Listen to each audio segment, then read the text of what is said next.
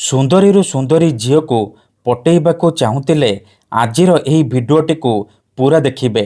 ସୁନ୍ଦରୀ ପଡ଼ିଶା ଘର ଭାଉଜକୁ ପଟେଇବାକୁ ଚାହୁଁଥିଲେ ଆଜିର ଏହି ଭିଡ଼ିଓଟିକୁ ପୁରା ଦେଖିବେ। କାରଣ ଆଜିର ଏହି ଭିଡ଼ିଓଟିରେ ମୁଁ ଆପଣଙ୍କୁ ଶିଖେଇବି କାଗଜରେ ଝିଅର ନାମ ଲେଖି ଜାଳିଦେଲେ ଆପଣ କିପରି ତାକୁ ପଟେଇ ପାରିବେ। ଏହି ବଶୀକରଣ ଆପଣଙ୍କୁ ଦେଖିବା ପାଇଁ ସହଜ ଲାଗିବ, କିନ୍ତୁ ଇଏ ପ୍ରଚଣ୍ଡ ମହାଶକ୍ତିଶାଳୀ ନାରୀ ମୋହିନୀ ବଶୀକରଣ। ଏହି ବଶୀକରଣ କେବେ ବି ଖାଲି ଯାଏନି। ଯିଏ ବି ଏହି ବଶୀକରଣକୁ କରିଛି 100ରୁ 100% ସଫଳ ହେଇଛି। ଆଶା ଛାଡ଼ି ଦେଇଥିବା ଲୋକ ମଧ୍ୟ ନିଜ ପ୍ରେମକୁ ପାଇପାରିଛି। ବିନା କୌଣସି ପରିଶ୍ରମ କରି, ବିନା କୌଣସି ପଇସା ଖର୍ଚ୍ଚ କରି ଆପଣ ଘରେ ବସି ବସି ନିଜ ପସନ୍ଦର ସେ ଝିଅକୁ ପଟେଇ ପାରିବେ। ସୁନ୍ଦରୀ ପଡ଼ିଶା ଘର ଭାଉଜଠାରୁ ନିଜର ମନ ମୁତାବକ କାମ ହାସଲ କରିପାରିବେ। ନମସ୍କାର ଫ୍ରେଣ୍ଡସ୍, ଓଡ଼ିଆ ଫଣ୍ଡା ଚ୍ୟାନେଲକୁ ଆପଣମାନଙ୍କୁ ସ୍ୱାଗତ। ଯଦି ଆପଣ କେଉଁ ଝିଅକୁ ମନେ ମନେ ଭଲ ପାଉଛନ୍ତି କିନ୍ତୁ ଯେତେ ଚେଷ୍ଟା କଲେ ମଧ୍ୟ ତାକୁ ପଟେଇ ପାରୁନାହାନ୍ତି, ତାକୁ ନିଜର ମନ କଥା କହିବାକୁ ଡରୁଛନ୍ତି, ଆଉ ଆପଣ ଚାହୁଁଛନ୍ତି କି ସେ ଝିଅ ନିଜେ ଆସି ଆପଣଙ୍କୁ ଭଲ ପାଉଛି ବୋଲି କହୁ, ତେବେ ଆଜିର ଏହି ଭିଡ଼ିଓଟି ଆପଣଙ୍କର ଇଚ୍ଛାକୁ ପୂରଣ କରିବ। କାରଣ ଆଜିର ଏହି ଭିଡ଼ିଓଟିରେ ମୁଁ ଆପଣଙ୍କୁ ଶିଖେଇବି କାଗଜରେ ଝିଅର ନାମ ଲେଖି ଜାଳିଦେଲେ ଆପଣ କିପରି ତାକୁ ପଟେଇ ପାରିବେ। ସେ ଝିଅ ରାତି ଦିନ ଆପଣଙ୍କ କଥା ଭାବିବ, ନିଜେ ଆସିବ ଆପଣଙ୍କୁ ଭଲ ପାଉଛି ବୋଲି କହିବ। ଏହି ବଶୀକରଣ ଏତେ ଶକ୍ତିଶାଳୀ କି ଏହାର ପ୍ରୟୋଗରେ ଆପଣ ପଡ଼ିଶା ଘର ସୁନ୍ଦରୀ ଭାଉଜକୁ ପଟେଇ ପାରିବେ। ଶାଶୁ, ନଣନ୍ଦ, ଦିଅର, ଭାଉଜ କାହାକୁ ବି ନିଜ ବଶରେ କରି ତାଠାରୁ ନିଜର ମନ ମୁତାବକ କାମ ହାସଲ କରିପାରିବେ। ତେବେ ଏହି ବଶୀକରଣ କରିବା ସବୁଠାରୁ ସହଜ। ଏହାକୁ ଆପଣ କେମିତି କରିବେ, କାଗଜରେ ଆପଣ କିପରି ଝିଅର ନାମ ଲେଖି ଜାଳିବେ, ମୁଁ ଆପଣଙ୍କୁ ଶିଖେଇବି। ସମ୍ପୂର୍ଣ୍ଣ ପ୍ରୟୋଗ ବିଧି ଠିକ୍ ଭାବରେ ଶିଖେଇବି। ଜାଣିବା ପାଇଁ ଭିଡ଼ିଓଟିକୁ ମୂଳରୁ ଶେଷ ପର୍ଯ୍ୟନ୍ତ ଧ୍ୟାନ ସହିତ ଦେଖନ୍ତୁ। ଅଧାରୁ ଛାଡ଼ିକି ଯିବେନି, ନହେଲେ ଆପଣ କିଛି ବି ବୁଝିପାରିବେନି।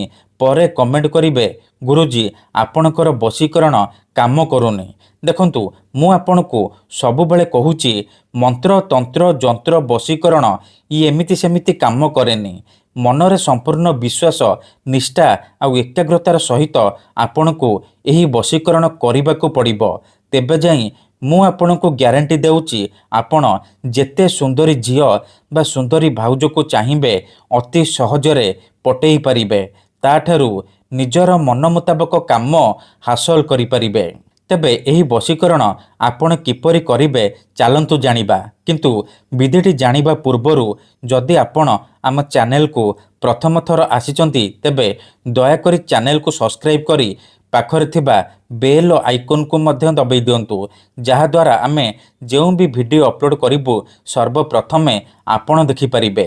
ଠିକ୍ ଅଛି, ତେବେ ମନେ ରଖନ୍ତୁ ଏହି ବଶୀକରଣ ବିଧିକୁ ଆପଣ କେଉଁ ବି ବାରରେ କରିପାରିବେ, କିନ୍ତୁ ଯେବେ ବି କରିବେ ଦିନ 3ଟାରୁ ସନ୍ଧ୍ୟା 6ଟା ମଧ୍ୟରେ ଏହି ବଶୀକରଣ କରିବେ।